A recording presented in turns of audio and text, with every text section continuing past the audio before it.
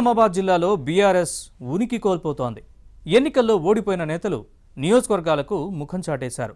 Congress, BJP బలంగా ఉన్నాయి. ఏడాది పాలన పూర్తి చేసుకున్న కాంగ్రెస్ భవిష్యత్తులో మరింత బలపడే ప్రయత్నం చేస్తోంది.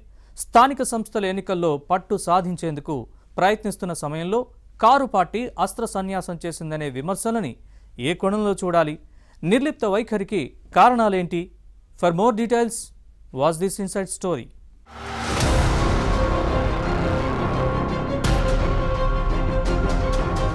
ఉమ్మడి నిజామాబాద్ జిల్లాలో ప్రతిపక్ష బీఆర్ఎస్ పరిస్థితి రోజు రోజుకు దిగజారుతోంది. ఓటమి తర్వాత నేతలు నియోజకవర్గాలకు ముఖం చాటేస్తున్నారు. దీంతో క్యాడర్ సర్దుకుంటోంది. స్థానిక సంస్థల ఎన్నికలు సమీపిస్తున్నా గులాబీ నేతలు పార్టీని పట్టించుకోవడం లేదు. హస్తం పార్టీకి కనీసం పోటీ ఇచ్చే స్థితిలో బీఆర్ఎస్ లేదని టాక్. కాంగ్రెస్, బీజేపీ బలంగా ఉన్నాయి. బీఆర్ఎస్ కూడా పట్టు కోసం ప్రయత్నిస్తోంది. మొన్నటి అసెంబ్లీ ఎన్నికల్లో 3 పార్టీలను ఓటర్లు ఆదరించారు. ఇక్కడ మొత్తం 9 అసెంబ్లీ నియోజకవర్గాలుండగా 4 స్థానాల నుంచి కాంగ్రెస్ ఎమ్మెల్యేలు ప్రాతినిధ్యం వహిస్తున్నారు. బాన్సువాడ నుంచి బీఆర్ఎస్ ఎమ్మెల్యేగా గెలిచిన మాజీ స్పీకర్ పోచారం శ్రీనివాసరెడ్డి కాంగ్రెస్ లో చేరారు. దీంతో హస్తం పార్టీ శాసనసభ్యుల సంఖ్య 5కు చేరింది. 3 బీజేపీ ఎమ్మెల్యేలుండగా బాల్కొండ నుంచి బీఆర్ఎస్ ఎమ్మెల్యే వేముల ప్రశాంత్ రెడ్డి ప్రాతినిధ్యం వహిస్తున్నారు. ధర్మపురి అరవింద్ నిజామాబాద్ ఎంపీగా రెండోసారి ఎన్నికవడంతో బీజేపీ క్రమంగా మరింత బలం పుంజుకుంటోంది. అయితే ఇందూరు జిల్లాలో కాంగ్రెస్, బీజేపీ మధ్య ఆధిపత్య పోరు సాగుతోంది.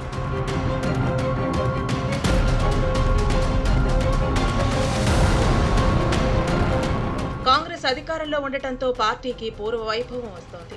5 హస్తం పార్టీ ఎమ్మెల్యేల్లో పోచారం శ్రీనివాసరెడ్డి ప్రభుత్వ సలహాదారుగా ఉన్నారు. అలాగే గత ఎన్నికల్లో నిజామాబాద్ అర్బన్లో ఓడిపోయిన మాజీ మంత్రి షబ్బీర్ అలీ కూడా అడ్వైజర్ గా కొనసాగుతున్నారు. జిల్లాకు చెందిన 5 కాంగ్రెస్ నేతలకు చైర్మన్ పదవులు దక్కాయి. బీఆర్ఎస్ ఎమ్మెల్యే వేముల ప్రశాంత్ రెడ్డి ప్రాతినిధ్యం వహిస్తున్న బాల్కొండ నియోజకవర్గంలోనే 3కి కార్పొరేషన్ పదవులు ఇవ్వడంతో పార్టీ బలోపేతం అవుతోంది. గత ఎన్నికల్లో ఇక్కడ కాంగ్రెస్ అభ్యర్థి ఆర్ఎన్ సునీల్ స్వల్ప ఓట్ల తేడాతో ఓడిపోయారు.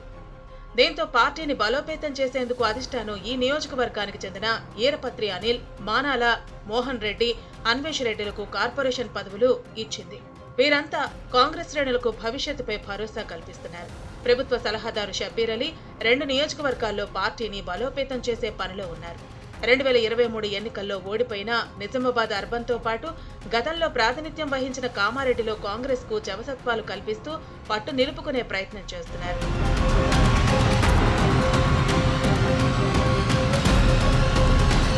ఇక నిజామాబాద్ ఎంపీగా రెండోసారి గెలిచిన ధర్మపురి అరవింద్ బీజేపీని మరింత పటిష్టం చేస్తున్నారు.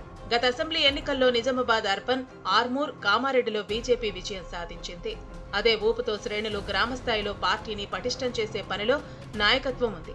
రైల్వే ఓవర్ బ్రిడ్జీల నిర్మాణం, ట్రాక్ విస్తరణ, పోస్టాఫీసులకు కొత్త భవనాల నిర్మాణం వంటి అభివృద్ధి కార్యక్రమాలతో ప్రజలకు చేరువయ్యేందుకు కాషాయసేన ప్రయత్నిస్తోంది.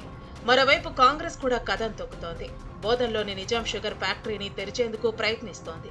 మంత్రులు ఇటీవలే ఫ్యాక్టరీని పరిశీలించి పరిస్థితి సమీక్షించారు. మండల కేంద్రాలు, గ్రామీణ ప్రాంతాల్లో రోడ్ల నిర్మాణ పనులు ప్రారంభించారు. 250 కోట్లతో నిర్మించే రోడ్ల నిర్మాణ పనులకు మంత్రి కోమటిరెడ్డి వెంకటరెడ్డి శంకుస్థాపన చేశారు. నిజామాబాద్, కామారెడ్డి పట్టణాల్లో సిమెంట్ రోడ్ల నిర్మాణం జరుగుతోంది. కాంగ్రెస్ ఎమ్మెల్యేలున్న బోధన్, నిజామాబాద్ రూరల్, ఎల్లారెడ్డి, జుక్కల్ నియోజకవర్గాల్లో అభివృద్ధి పనులకు నిధులు కేటాయిస్తున్నారు. మరోవైపు నిజామాబాద్ జిల్లాలో బీఆర్ఎస్ పరిస్థితి దయనీయంగా మారింది. అధికారంలో ఉన్నప్పుడు పదవులు అనుభవించిన నేతలు పవర్ పోగానే నియోజకవర్గాలకు ముఖం చాటేశారు. దీంతో ఉన్న నేతలు వలసపోతున్నారు. ఈ కారణంగా కారు పార్టీ బలహీనపడుతోంది. వచ్చే స్థానిక సంస్థల ఎన్నికల్లో కాంగ్రెస్ కు కనీస పోటీ ఇచ్చే స్థితిలో కూడా బీఆర్ఎస్ లేదనే విశ్లేషణలు ఉన్నాయి. అభివృద్ధి పనులు హస్తం పార్టీకి కలిసొచ్చే అవకాశంగా భావిస్తున్నారు.